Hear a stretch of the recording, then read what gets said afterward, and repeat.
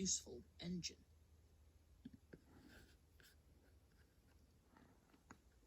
But on a siding, by themselves, were some trucks that Thomas was told he mustn't touch. There was a small coach, some flat trucks, and two queer things his driver called cranes.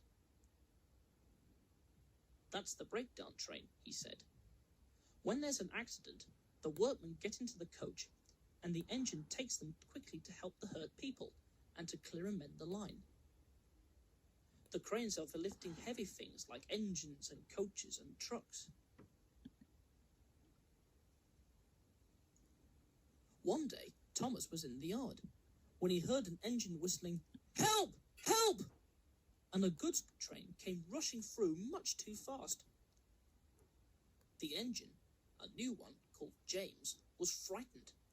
His brake blocks were on fire, and smoke and sparks streamed out on each side.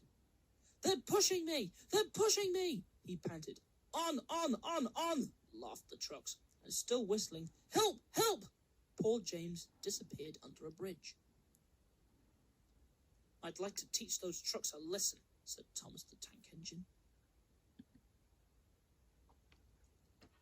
Presently, a bell rang in the signal box, and a man came running. "James is off the line! The breakdown train! Quickly!" he shouted. So Thomas was coupled on, the workmen jumped into their coach, and off they went. Thomas worked his hardest. "Hurry, hurry, hurry," he puffed. And this time, he wasn't pretending to be like Gordon. He really meant it. "Bother those trucks and their tricks," he thought. "I hope poor James isn't hurt." They found James and the trucks at a bend in the line. The brake van and the last few trucks were on the rails, but the front ones were piled in a heap.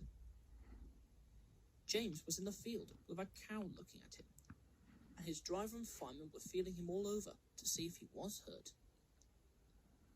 "Never mind, James," they said. "It wasn't your fault. It was those wooden brakes they gave you. We always said they were no good."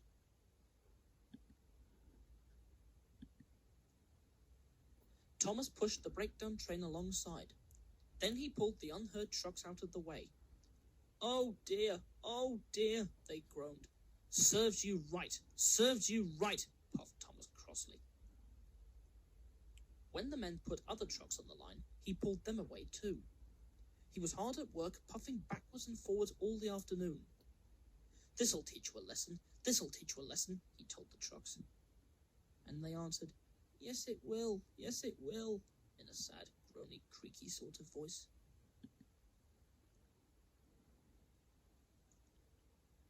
They left the broken trucks and mended the line. Then with 2 cranes, they put James back on the rails. He tried to move, but he couldn't, so Thomas helped him back to the shed. The fat director was waiting anxiously for them. Well, Thomas, he said kindly, I've heard all about it, and I'm very pleased with you. You're a really useful engine. James shall have some proper brakes and a new coat of paint, and you shall have a branch line all to yourself. Oh, sir, said Thomas happily. Now Thomas is as happy as can be. He has a branch line all to himself and puffs proudly backwards and forwards with 2 coaches all day. He is never lonely, because there is always some engine to talk to at the junction. Edward and Henry stop quite often and tell him